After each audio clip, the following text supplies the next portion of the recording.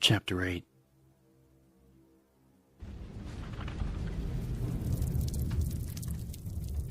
Chief of Police Brian Irons was standing in one of his private corridors trying to catch his breath when he felt the shuddering impact rumble through the building. He heard it too. Heard something. A distant splintering sound, heavy and abrupt. The roof, he thought distantly. Something on the roof. He didn't bother following the thought to any kind of conclusion. Whatever had happened, it couldn't make things any worse. Irons pushed away from the stone wall with one well-padded hip, hefting Beverly as gently as he could. They'd be at the elevator in a moment. Then there was just a short walk to his office. He could rest there, and then... And then... he mumbled. That's the question, isn't it?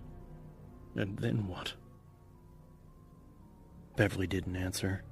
Her perfect features remained still and silent, her eyes closed, but she seemed to nestle closer to him, her long, slender body curling against his chest. It was his imagination, surely. Beverly Harris, the mayor's daughter. Youthful, stunning Beverly who had so often haunted his guilty dreams with her blonde beauty. Irons hugged her closer and continued toward the elevator, trying not to let his exhaustion show in case she woke up. By the time he reached the lift, his back and arms were aching. He probably should have left her in his private hobby room, the room he'd always thought of as the sanctuary. It was quiet there, and probably one of the safest areas in the station, but when he decided to go to the office to collect his journal and a few personal items, he found that he simply couldn't stand to leave her behind. She'd looked so vulnerable, so innocent. He'd promised Harris that he would watch out for her, and what if she was attacked in his absence?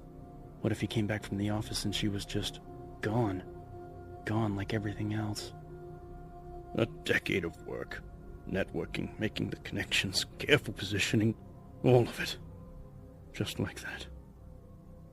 Irons lowered her to the cold floor and opened the elevator gate, trying desperately not to think about all that he'd lost.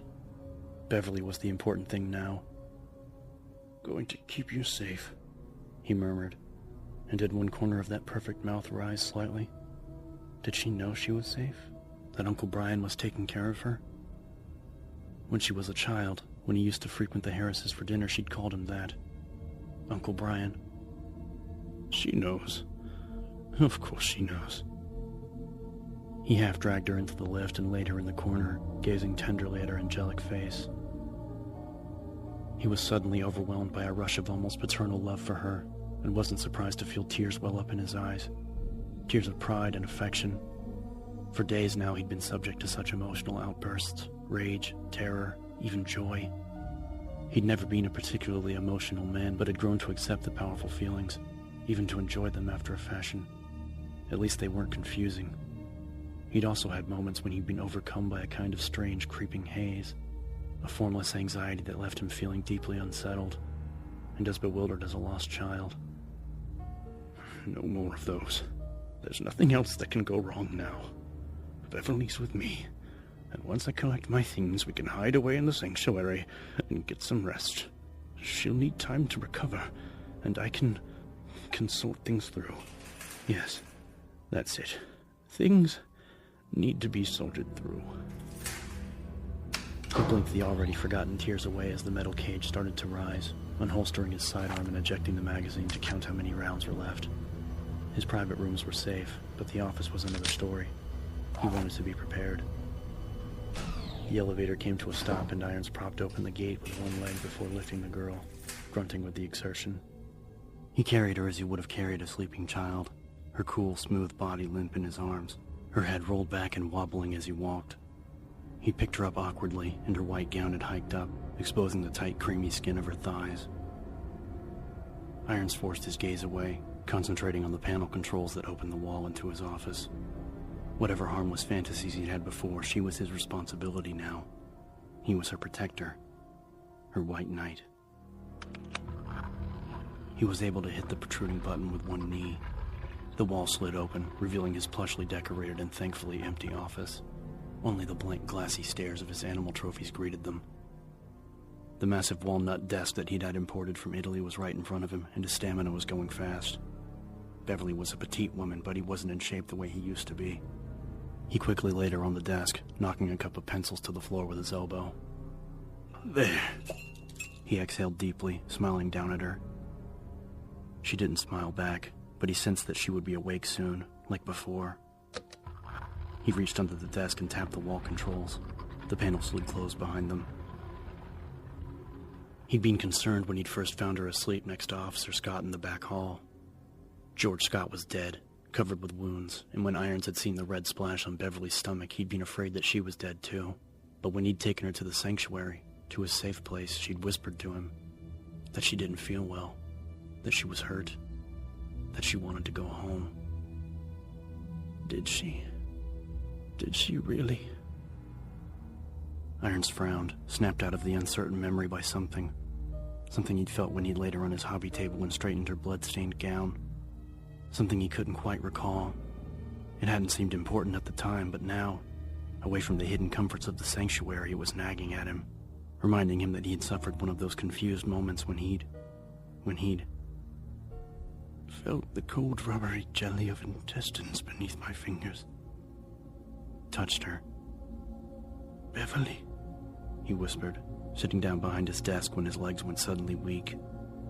Beverly kept her silence, and a turbulent flood of emotions hit Irons like a tidal wave, crashing over him, crowding his mind with images and memories and truths that he didn't want to accept. Cutting the outside lines after the first attacks, Umbrella and Birkin and the Walking Dead, the slaughter in the garage, when the bright coppery scent of blood had filled the air and Mayor Harris had been eaten alive, screaming until the very end. The dwindling numbers of the living through the first long and terrible night, and the cold, brutal realization that had hit him again and again that the city, his city, was no more. After that, the confusion, the strange and hysterical joy that had come when he'd understood that there would be no consequences for his actions. Irons remembered the game he'd played on the second night, after some of Birkin's pets had found their way to the station and had taken out all but a few of the remaining cops. He'd found Neil Carson cowering in the library and had tracked him, hunting the sergeant down like an animal. What did it matter? What matters now that my life in Raccoon is over? All that was left, the only thing he had to hold on to, was the sanctuary, and the part of him that had created it.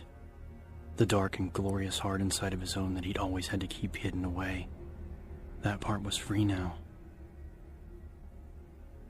Irons looked at the corpse of Beverly Harris laid out across his desk like some delicate and fragile dream, and felt that he might be torn apart by the feelings of fear and doubt that warred inside of him. Had he killed her? He couldn't remember. Uncle Brian. 10 years ago, I was her Uncle Brian. What have I become? It was too much. Without taking his gaze from her lifeless face, he pulled the loaded VP-70 from its holster and began to rub the barrel with numb fingers, gentle strokes that reassured him somehow as the weapon turned toward him. When the bore was pressed firmly against his right temple, he felt that some kind of peace might be within reach. His finger settled across the trigger, and it was then that Beverly whispered to him again, her lips still, her sweet musical voice coming from nowhere and everywhere at once. Don't leave me, Uncle Brian. You said you'd keep me safe, that you'd take care of me. Think of what you can do now that everyone is gone, and there's nothing to stop you. You're dead, he whispered, but she kept talking, soft and insistent. Nothing to stop you from being fulfilled.